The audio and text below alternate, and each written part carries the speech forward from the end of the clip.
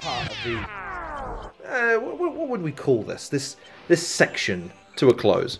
Instead, let's now talk about... and you have to forgive me, this is where I have to work out the kinks here, ladies and gentlemen. I will take a moment here to explain something, because, unfortunately, for some reason all day today, I've been struggling to breathe. Now, don't panic anybody if I wake up dead tomorrow. This isn't probably, as a result of this, is probably due to my cocaine habit.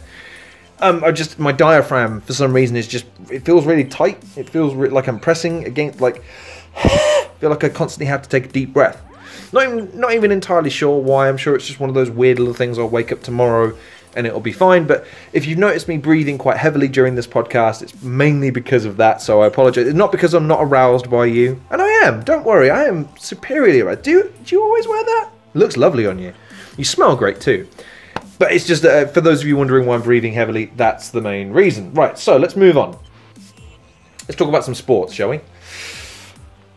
I want to touch on the BK5 thing, the Bare Knuckle 5 event again. I don't want to talk about it some more, because I think I gave myself a bit of a disservice again yesterday, so I want to take a second run at this. The reason why I don't like BK5 and yet I like UFC, because it's an odd comparison to have to defend, for me, but for other people if I try to explain one over the other. Even comparing and contrasting UFC to boxing, it's hard sometimes, but then let's take it one step further. Let's compare and contrast BK Bare Knuckle fighting with the UFC. So, for those of you not versed in what the UFC is, Ultimate Fighting Championship, founded in, I believe it was the early 90s.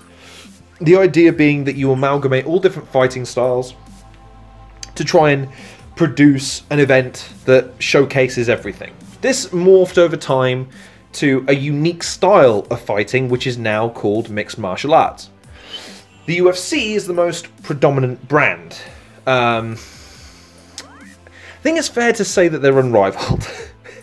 Bellator are probably their closest rivals in America, although in, I think it's Asia, in places like Japan and, I'm pretty sure it's Japan and China. I could be wrong. It could be Japan and Thailand, but I'm 100% certain. You've got organizations like One, you've got Rising, you've got a few, I think it's the Ultimate Fighting League or something along those lines. WEC, I think, even.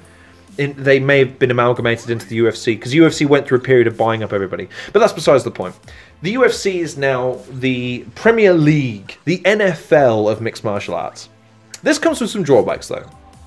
While that they can bang the drum and say that they're the biggest, and without a doubt they're the biggest. They're huge, massive. There are people that have become disenfranchised with the way that it's run, not necessarily the fighting. I actually really enjoy UFC events. There's not a bad fight on most of the cards. I do become tired of the politics of UFC, though, because more and more they're leaning towards WWE, basically.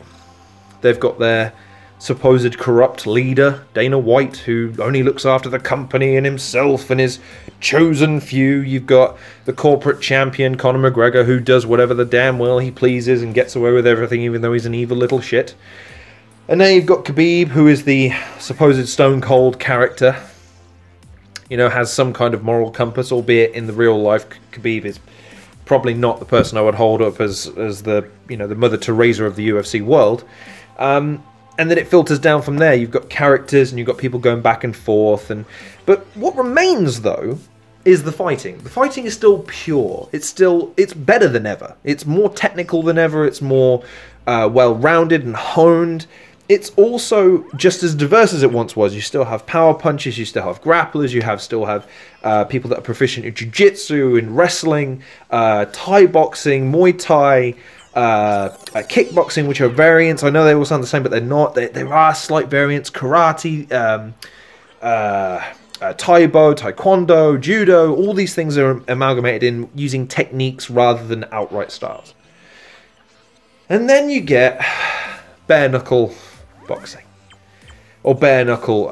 This is a weird thing. I don't know if it's just boxing. I'm pretty sure it is.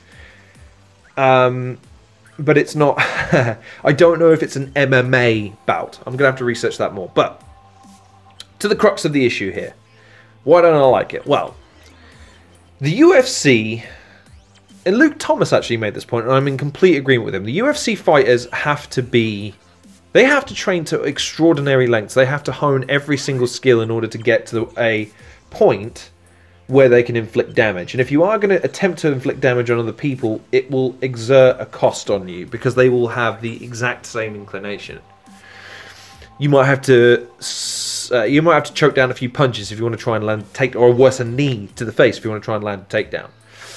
If you want to attempt to control an opponent on the ground, you better be prepared for some punches to the gut and some elbows and things of that nature.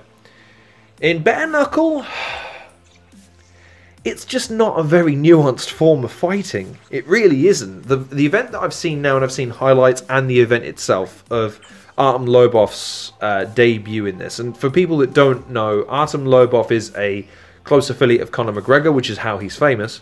He's also famous for being one of, perhaps, on paper and in record, the worst UFC fighter currently active. If he's not on the UFC roster anymore, no longer, but at one point he was heralded as perhaps the person with the worst record. Like, just not a world-renowned fighter. Famous, but not world-renowned. And he's taking the plunge of going into bare knuckle. And I don't like it.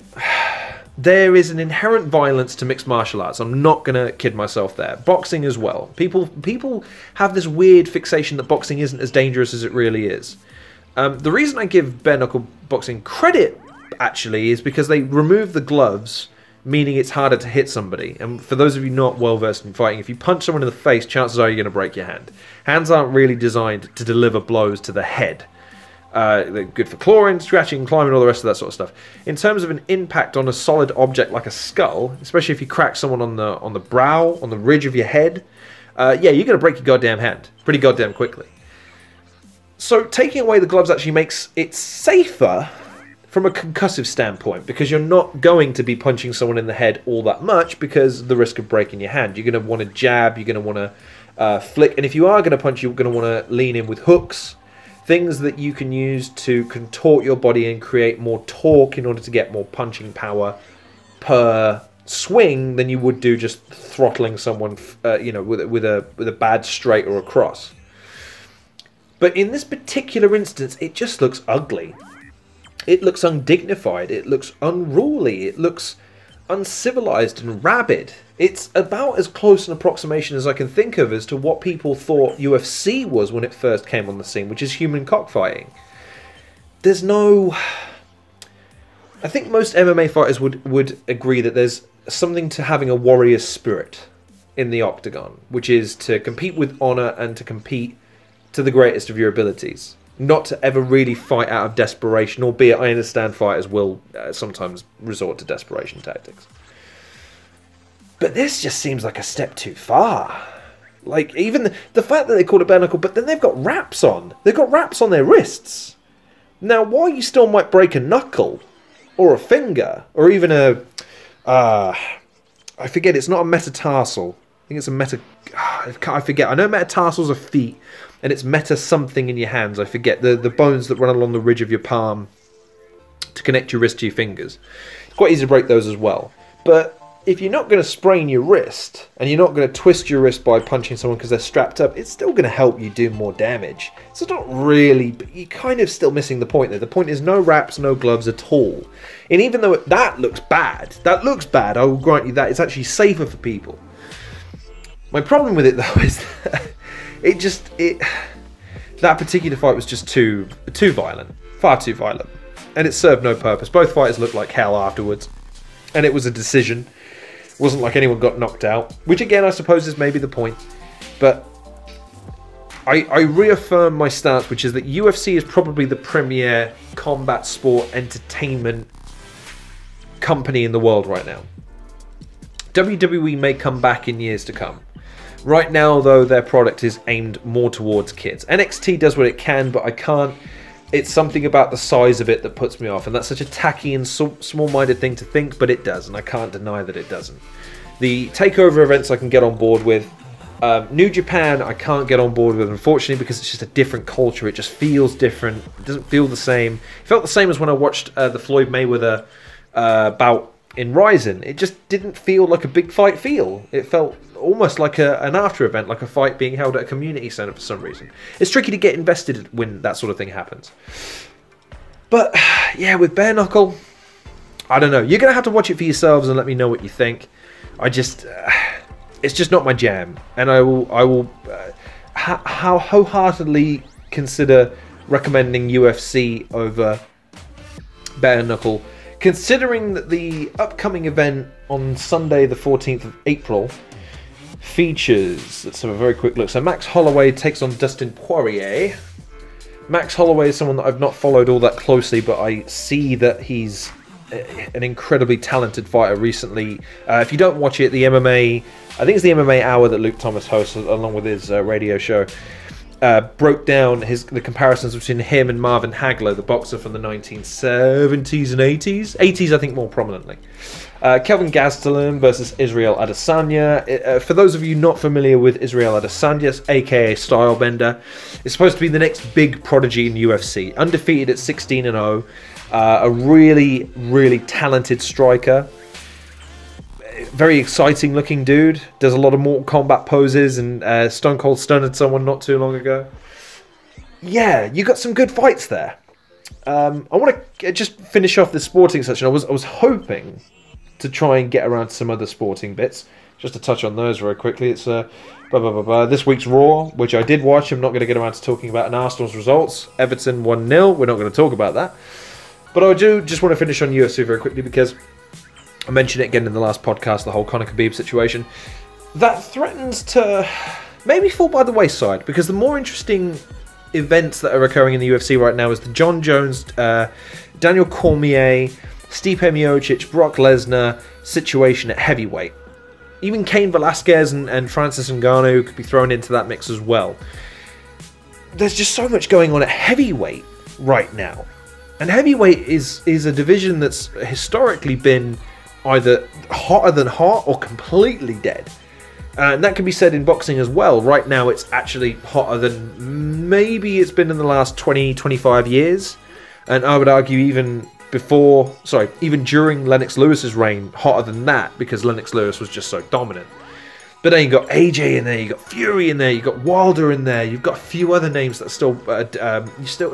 Joseph Park is still a force. I don't care what anyone else says. He's still a force. Dillian White, still a force and out there somewhere. But the UFC, the Conor Khabib thing is just becoming a bit of a sideshow now because neither one of them can fight. Conor can't fight for another 3 months, I think, because they fought in December and he was given a 6-month suspension. Khabib can't fight for 12, which means he's not fighting until December, and that's even if he starts a training camp between now and then, and that's highly unlikely. So the fact that these two are still swinging handbags at each other when you've got a much more exciting prospect at heavyweight, just for future reference, and so no one worries about whether or not I'm going to keep talking about it, I think I'm going to put my focus and my efforts there rather than with Conor and Khabib, because I'd much rather talk about the actual fighting than the societal differences between the two of them and who's right and who's wrong, and that's stupid ass comment. But to all those people, I want to say thank you very much for subscribing. I hope that you're staying tuned. I hope that you'll like, share, subscribe. Check out some of the other content that I've produced recently. As opposed to normal, I'm going to say go and check out some of the other content creators that I've included in the description below. They deserve your love and appreciation. And in the meantime, as always, please, take care of yourselves, and I'll see you guys in the next episode of The Halcyon Show.